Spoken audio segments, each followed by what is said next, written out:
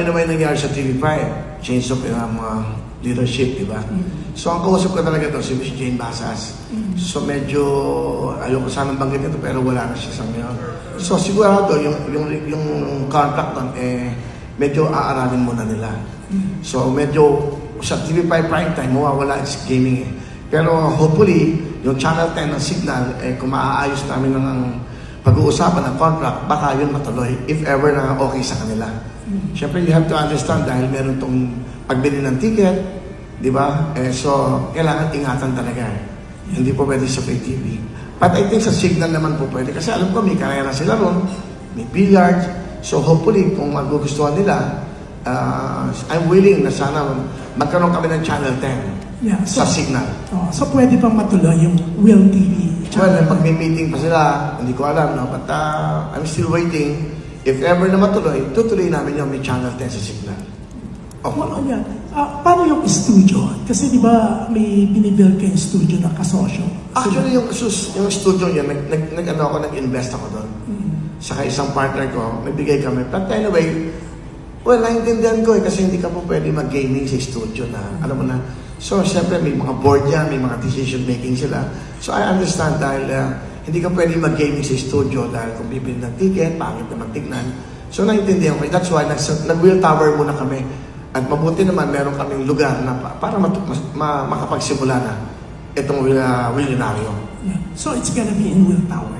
Will Tower, pero website. If ever na ma-approve yung Will TV sa Channel 10 na Signal, mapapalabas na rin kami. Hopefully by Sunday, kung matatapos ang usapan this week.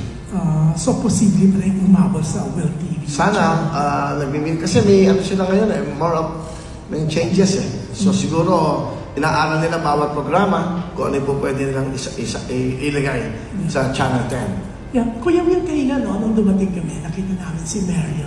Isa siya sa punong abala dito. So, it's so nice, no? She's working na talaga sa'yo. Kasi tumutulong lang siya sa akin. Dito sa Willionario, ano po siya? Bigay lang ng kape. Ganun. Sandwich. Yun lang muna. Wala pa siyang posisyon. Kasi may anak yan. Di ba? Dalawang anak yan. Nag-aalaga. Pero ngayon, tinulungan lang niya ako. Para yung... Kasi hindi na siya yung sumasalubong sa akin. Nakakatuwa naman kasi ngayon lang kami, ngayon lang siya tumutulong sa akin. Siyempre, may pamilya eh. Sa kasari kasi ako na nag-iisa eh. Isa lang ako talaga nabuhay na mag-isa sa buhay eh. Hindi ko nakasama yung mga magulang ko. Pinanganak ako. Ako lang talaga. Kaya parang tumigas na yung puso ko. Parang pag may kasama ako, naiirata pa ako eh. Gusto ko ako lang mag-isa, nag-iisip. Actually, no last weekend, andun lang ako sa Puerto Galera, nung pinapagawa kong resort doon. Andun lang ako mag-isa. Nag-check, naglalakad-lakad lang ako doon. Parang ganun yung naging pagkatao ko eh. Nung maliit ako na hindi ko nakasama yung mga magulang ko. Naging matatag ako, naging mag-isa.